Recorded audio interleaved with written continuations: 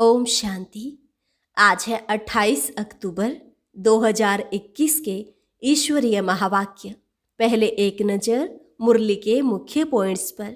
बाबा ने कहा, हम और तुम सब शांति धाम के रहने वाले हैं। उसको निर्वाण धाम भी कहते हैं। तो पहले यह पक्का निश्चय करो कि हम आत्मा शांति धाम की रहने वाली हैं और हमारा स्वधर्म शांत है। अभी बाप आए हैं तुमको ले जाने के लिए। सभी आत्माओं का पंडा एक ही है। तुम पवित्र बन उनके पीछे पीछे जाएंगे।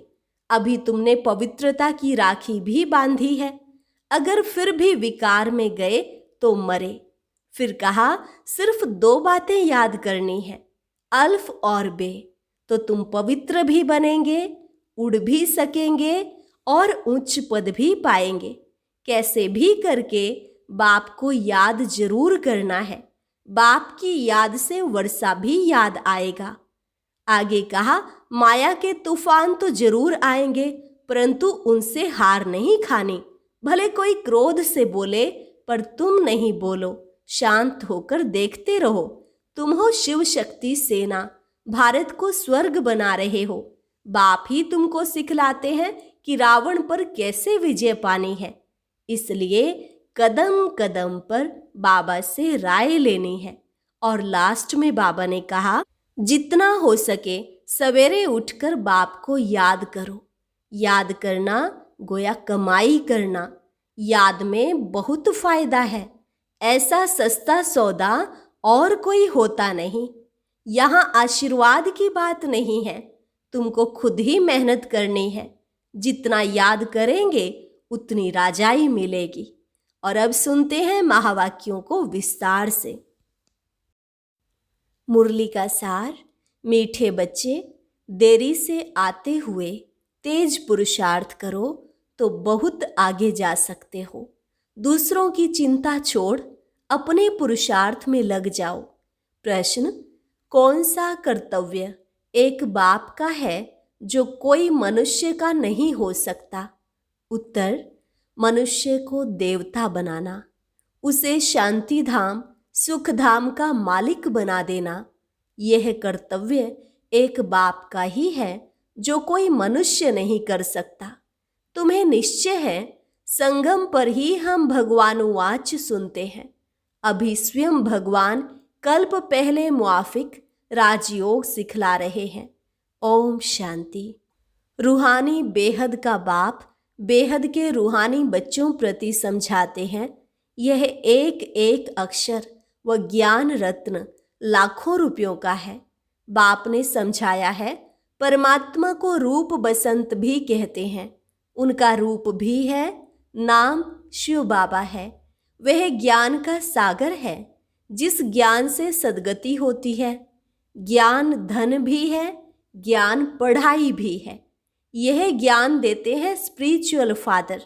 आत्मा को कहा जाता है स्पिरिचुअल रूह। भक्ति मार्ग में आत्माएं कितना भटकती हैं। बाप से मिलने के लिए उनको ढूंढती हैं, समझती भी हैं भगवान एक शिव है, फिर भी धक्के खाते रहते हैं। बाप आकर समझाते हैं, हे रूहानी बच्चों, तुम तो अविनाशी हो, परम धाम में रहने वाले हो। जहाँ से फिर आते हो यहाँ पार्ट बजाने। तुम दूर देश के रहने वाले हो। यह ड्रामा है, इसका नाम है हार जीत का खेल, सुख दुख का खेल। बाप समझाते हैं कि हम और तुम शांति धाम के रहने वाले हैं। उसको निर्वाण धाम भी कहते हैं।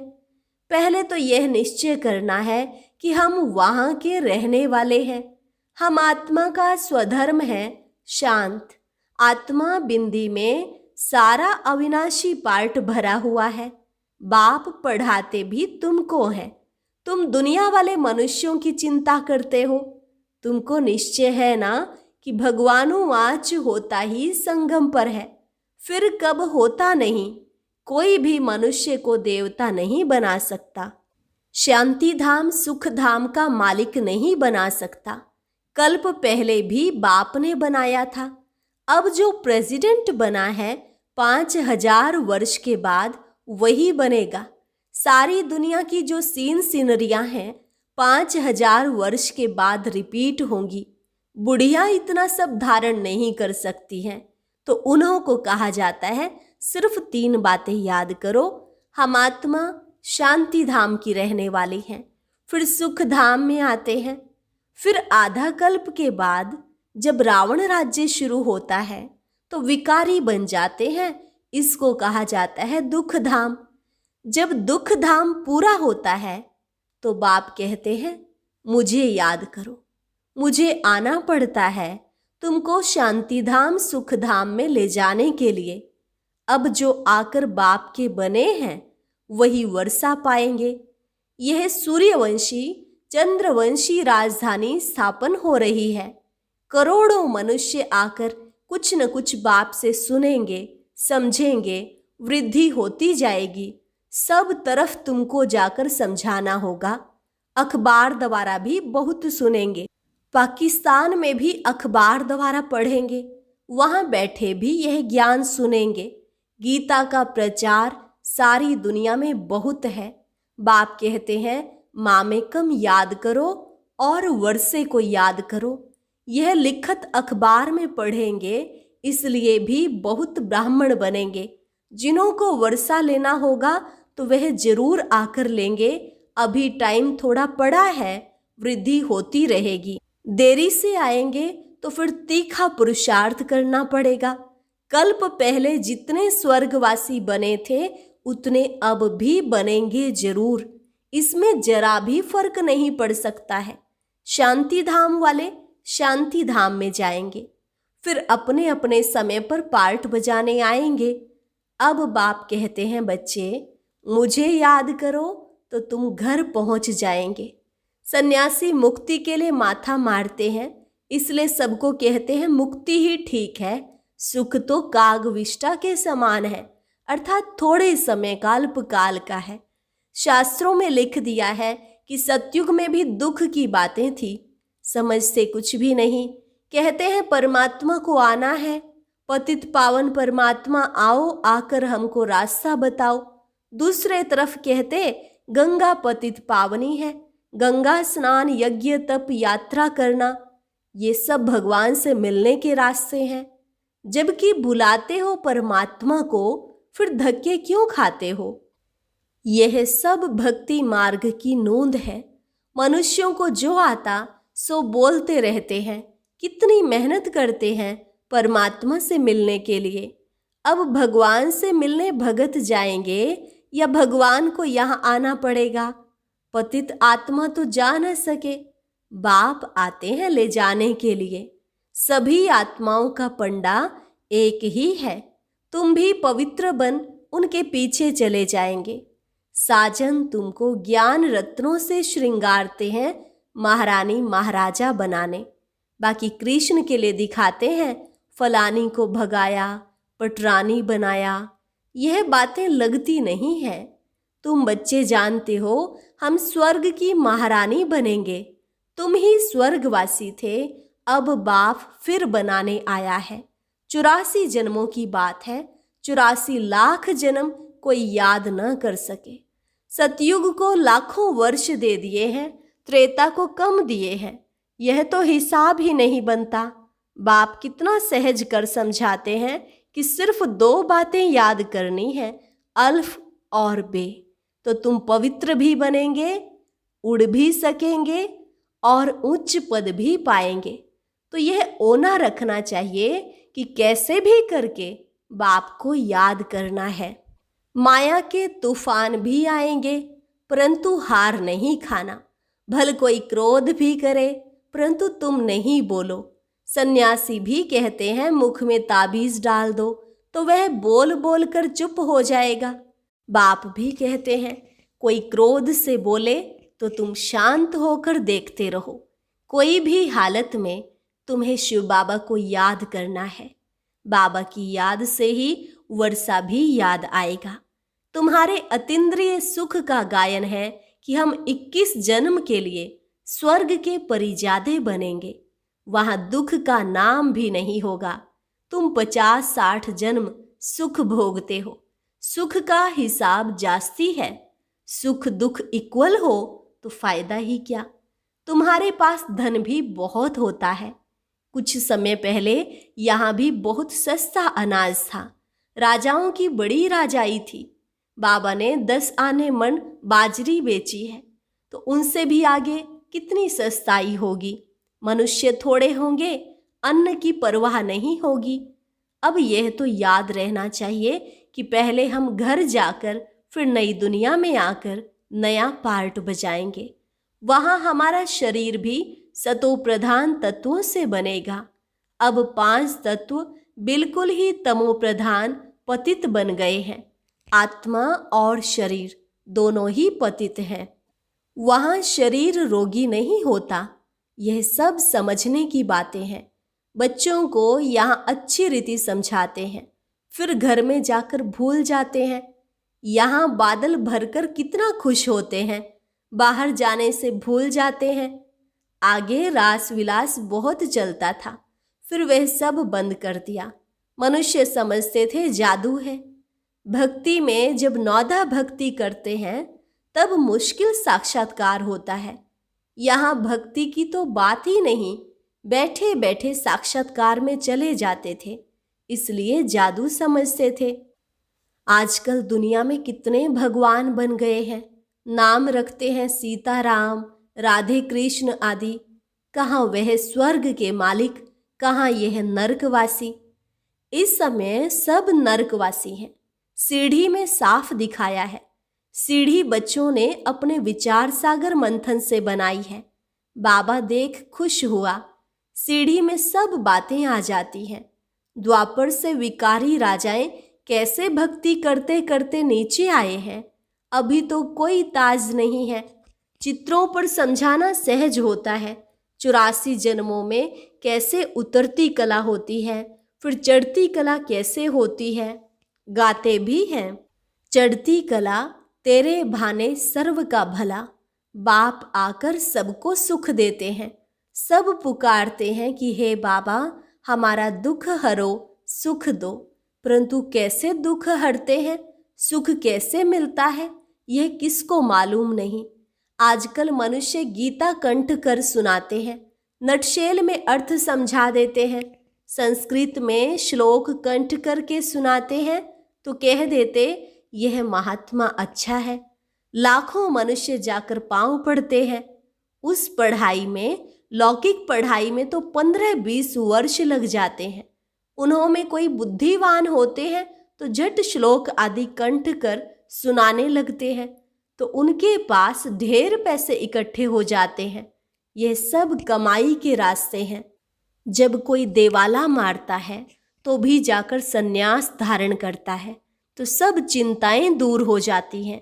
फिर कुछ न कुछ मंत्र जंत्र याद कर लेते हैं, चक्र लगाते रहते हैं। ट्रेन में भी चक्र लगाते रहते हैं। यहाँ तो बाप कहते हैं अपने को आत्मा समझ, बाप को याद करो। बाप और आत्माएं सब निराकारी दुनिया में रहती हैं। वहाँ से साकारी दुनिया में आते हैं पार्ट बजाने। अब नाटक पूरा होना है।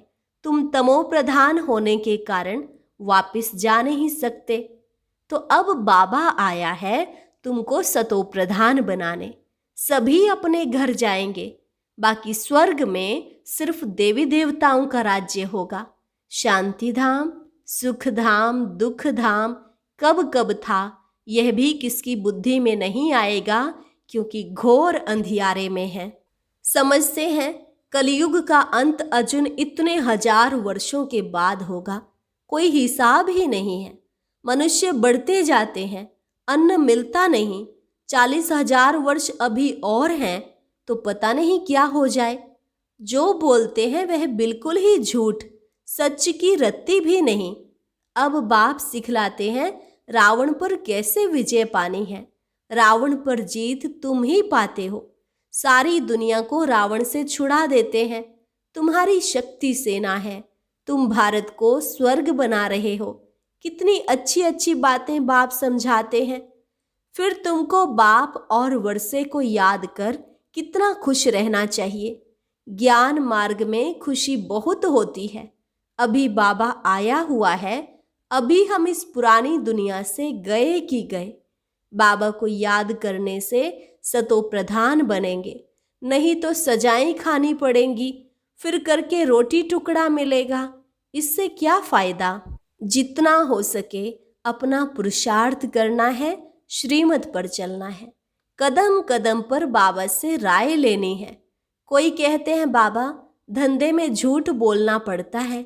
बाबा कहते हैं धंधे में तो झूठ होता ही है, तुम बाबा को याद करते रहो। ऐसे नहीं विकार में जाकर फिर कहो कि मैं बाबा की याद में था। नहीं, विकार में गए तो मरे। यह तो बाप के साथ प्रतिज्ञा की है ना। पवित्रता के लिए ही राखी बांधी जाती है, क्रोध के लिए कभी राखी नहीं बांधी जाती। राखी बंधन का मतलब ही है कि विकार में नहीं जाना है। मनुष्य कहते हैं पतित पावन आओ। तुम बच्चों के अंदर में खुशी बहुत होनी चाहिए। बाबा हमको पढ़ा रहे हैं, फिर बाबा साथ ले जाएंगे, वहाँ से स्वर्ग में चले जाएंगे। जितना हो सके सवेरे उठकर बाबा को याद करना है। याद करना गोया कमाई करना। इसमें आशीर्वाद क्या करेंगे। ऐसे थोड़े ही कहना है कि आप आशीर्वाद करो तो हम याद करें। सब पर आशीर्वाद करें तो सब स्वर्ग में चले जाएं। यहाँ तो मेहनत करनी है। जितना हो सके बाबा को याद करना है। बाबा माना वर्षा। जितना याद करेंगे उतना राजाई मिलेगी। याद से बहुत फायदा है। सस्ता सौदा है। ऐसा कोई सस्ता सौदा दे ना सके। यह भी कोई विरला ही लेते हैं। अच्छा, मीठे मीठे सिकीलधे बच्चों प्रति माता पिता बाप दादा का याद प्यार और गुड मॉर्निंग। रूहानी बाप की रूहानी बच्चों को नमस्ते। रूहानी बच्चों की रूहानी बाप दादा को नमस्ते नमस्ते, गुड मॉर्निंग। धारणा के लिए मुख्य सार। जब कोई क्रोध करता है तो बहुत बहुत शांत रहना है। क्रोधी के साथ क्रोधी नहीं बन जाना है। माया के किसी भी तूफान से हारना नहीं है। सवेरे सवेरे बाप को याद करना है। अपनी कमाई जमा करनी है। पवित्रता की पक्की राखी बांधनी है। वरदान, हर कर्म करते हुए कमल आसन पर विराजमान रहने वाले सहज व निरंतर योगी भव। हर कर्म करते हुए कमल आसन पर विराजमान रहने वाले सहज व निरंतर योगी भव। निरंतर योग युक्त रहने के लिए कमल पुष्प के आसन पर सदा विराजमान रहो। लेकिन कमल आसन पर वही सिद्ध तो रह सकते हैं जो लाइट हैं। किसी भी प्रकार का बोझ अर्थात बंधन ना हो। मन के संकल्पों का बोझ, संस्कारों का बोझ, दुनिया के विनाशी चीजों की आकर्षण का बोझ, लौकिक संबंधियों की ममता का बोझ। जब ये सब बोझ खत्म हो तब कमल आसन पर विराजमान निरंतर योगी बन सकेंगे। स्लोगन, सहनशीलता का गुण धारण कर लो तो असत्यता का सहारा नहीं लेना पड़ेगा। सहनशीलता का गुण धारण कर लो तो असत्यता का सहारा नहीं लेना पड़ेगा। ओम शांति। आज की अव्यक्त मुरली जरूर सुनें। उसके लिए ऊपर दिए गए बॉक्स को टच करें।